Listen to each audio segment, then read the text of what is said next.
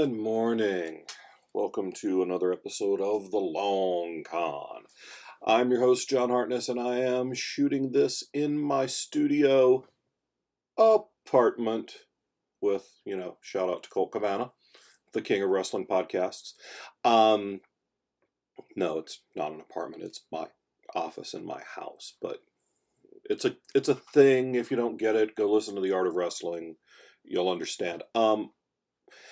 So I'm shooting this on my little webcam on my little computer rather than giving you the view from the front seat because it's cold this morning and I don't want to sit in the car without the engine running for very long. It's 8 o'clock on the dot on Friday, November 30th. And I am getting ready in a few minutes to go load the last few bits into the truck and go pick up my buddy Darren, and we are going to roll south to Atomicon in Charleston, South Carolina. So I am finishing up my Activia Peach Probiotic Poop Yogurt. It doesn't taste like poop, but it's probiotic. It makes you poop. So I'm finishing up my poop yogurt. And I've taken my old man pills. I've got a little rocket fuel here. I'm going to follow up my healthy yogurt with some specifically unhealthy white fudge covered pretzels. Chocolate covered pretzels are my kryptonite, and they were buy one, get one half off yesterday at Walgreens. And I'm a fat guy. Can't give a fat kid a deal on yummies and expect me not to buy. But yeah, this is my last travel con for the year, and I'm really happy about the fact that we're 6 weeks between this weekend and the next time I tell my wife, all right, I'm out. I'll see you Sunday. Love you. So yeah, I've got one more con. I've got the Charlotte Comic Con on December 16th, which is a great little show. That'll be a short episode because it's a short con. It's 10 to 5, one day on a Sunday. Get in, get out, buy your holiday gifts, and do your shit. This set of episodes here is going to be a little different because last time I did a travel con was Conjuration, and that episode ran long. Bringing Andy in and talking about conventions was great, and I thought she had some really good insights and things to share with people. But I'm really trying to keep these under 45 minutes, and that one ran an hour. So what I'm going to do with these is I'll do the vlog shit like I do every time, where I do some view from the front seat stuff, and at the end of each day of the con, I'll do a little recap in the hotel room, and you'll get some guest spots there because I'm sharing the room with Darren and Jim McDonald, another fantasy writer friend of ours. So you'll get to see more people in their PJs than just me. I really won't show Jim in his PJs because nobody wants to see that. I've seen that. I've seen some shit, man. I'm scared. I'm like Kurtz at the end of fucking Heart of Darkness. The horror. The horror. I'm almost as fat as Marlon Brando was when he shot that movie, except I'm not bald. And I can't really act. And I'm not... Okay, so I'm nothing like Marlon Brando in Apocalypse Now. But anyway. Yeah, so I'm going to change things up a little bit. We'll do these vlog entries, but also I am going to try and do some interviews with other writers about conventioning and shit like that while we're together this weekend. Melissa Gilbert will be with us. Her husband Jason will be around. Gail and Larry Martin will be there. J.D. Jordan. I'm going to try and get all these people on camera at some point this weekend. Or I may fail utterly at all of that and then come back and on Sunday and say, yeah, I suck. I didn't get anything. I drank too much. But yeah, that's where we're going, and I'm recording this on the desktop instead of on the GoPro on the dash so that I can run the heat in the truck and so that I don't have to upload shit when I get home. It'll save a couple of minutes on the uploading. So, y'all be good. I'll talk to you in a few seconds your time and days, weeks, months, fuck, years, I don't know. Would it increase my viewership if I stopped saying fuck on camera? It might, but I think that's part of my very, very limited charm is that, as James Tuck used to say, I say fuck a lot. All right. Peace out, y'all. Be good to one another, okay? Good morning and welcome back to the Long Con. It is now 8:21 on the morning of Saturday, December 1st, and I am recording from Atomicon at the Hilton Garden Inn in North Charleston, South Carolina. No, nobody down here really talks like that, but fucking Hollywood makes everybody think that we talk like that in South Carolina. So we're starting off day 2. I'm dragging a little this morning because there were 2 water buffaloes fucking in my hotel room at 5 o'clock this morning. My roommates snored a little, so we're going to work on that for this evening. I've been up since about 5, mostly because I had to pee because I'm old, but then because there were 2 water buffaloes fucking in my hotel room. So, yeah, that's a thing. You do enough of these events and you room with people so that you can all afford to do all these events, but then sometimes in the winter people get colds and people snore and snuffle more than they usually do. And see, I used to be the worst offender at that because before I got a CPAP, because I'm a giant human being, I snored like a goddamn freight train. Like you could hear me through the walls level of snoring. So I had to warn people, hey look, if you're gonna room with me at a con, you should bring earplugs because I will sleep fine, you will not. I forget, now that I have a machine that blows air up my nose all night, that not everyone in the world has a machine blowing air up their nose all night. So some people still snore. And yeah, that's the fucking glamour of life as a mid-list fantasy writer, y'all. Yesterday was good. It's a Friday, so Fridays are always slow. We didn't sell anything, but had a great panel last night at 7 p.m. We did a 2-hour authors playing Dungeons and Dragons session.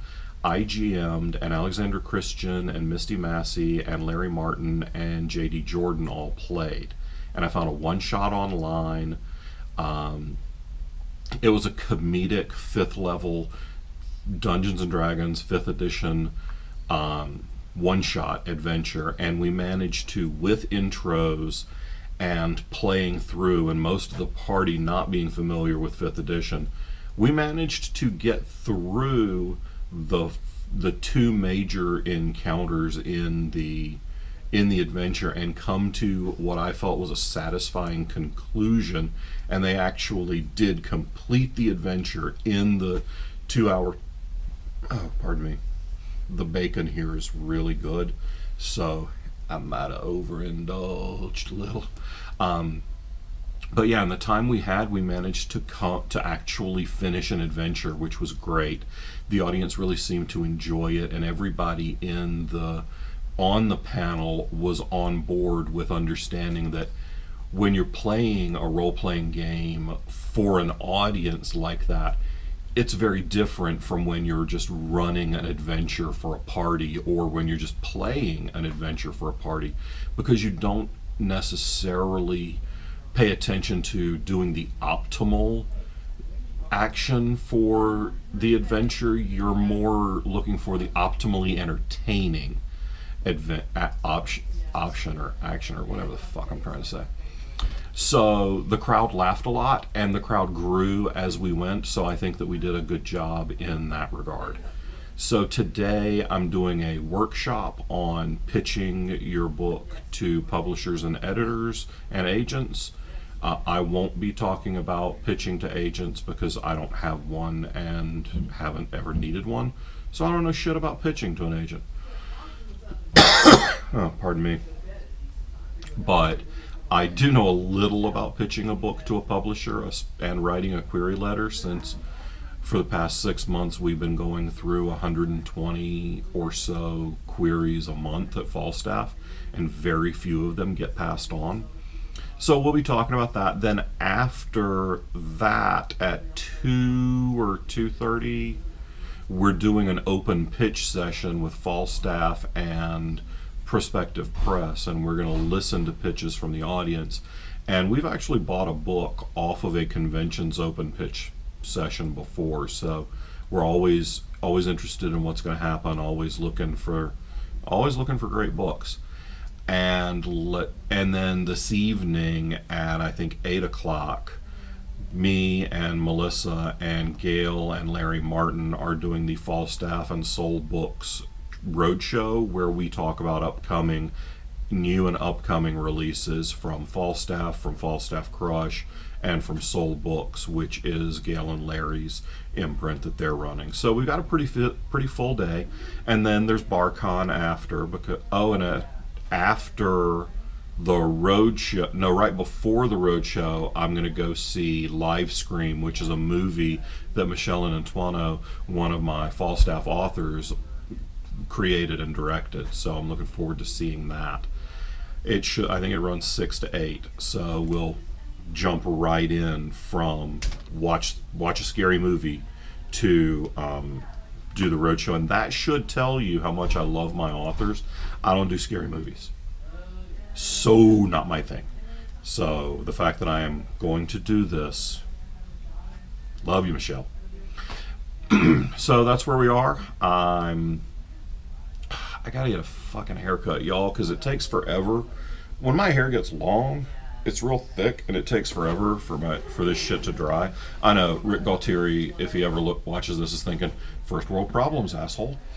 But it takes forever to dry, and I'm a fat guy, so I sweat anyway, and I can never tell if it's sweat or if it's just still wet from the shower, or both. And it's long enough to be driving me crazy, and the purple's all faded, so now it's blonde, and I haven't been blonde since I was 15, 16. But I'm letting my hair grow out. So I'm a Leo. Fuck it, you're gonna hear about hair. It's a thing. But I'm letting my hair grow out because my dad turns 90 in February, and he would like for his kid to not have rainbow colored hair for his 90th birthday party. So that's my gift to him. I'm going to let all the dyed hair grow out and color it for him. So that's why I have blonde hair. And I'm sweaty because I'm fat. So there we are. It is day 2.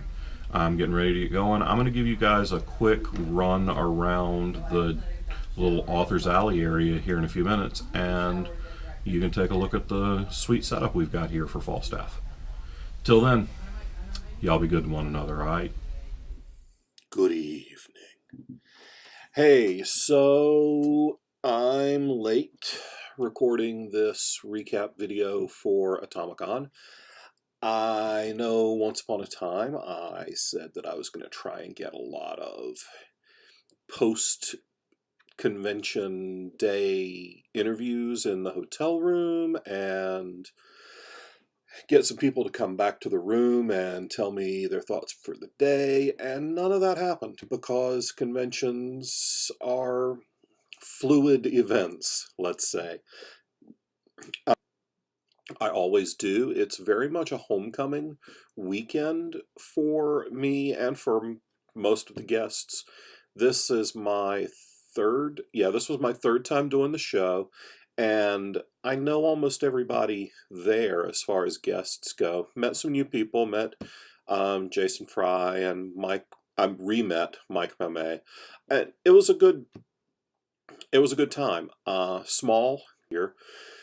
And that meant that sales weren't fantastic, but I split the room 3 ways with Darren and Jim. They were the 2 water buffalo fucking in my room all weekend long. I teased them because Jim snores like a freight train and Darren was getting sick, so that meant that it was loud. And I used to be the guy who snored like a freight train and couldn't have roommates or had to warn roommates at cons that they were gonna have to bring earplugs. Literally, I had people bring earplugs to share a room with me because my snoring was so bad. But a couple of years ago, I got a CPAP because I have obstructive sleep apnea, which meant that I would stop breathing when I slept. I stopped breathing about once every 45 seconds on average. Yay.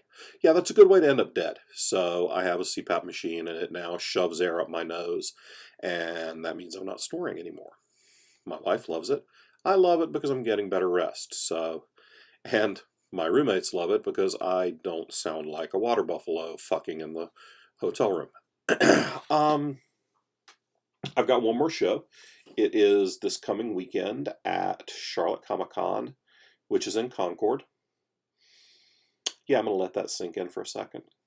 No, it's a very good little one-day Comic-Con that I've been doing for, God, I've been doing it since I had one book.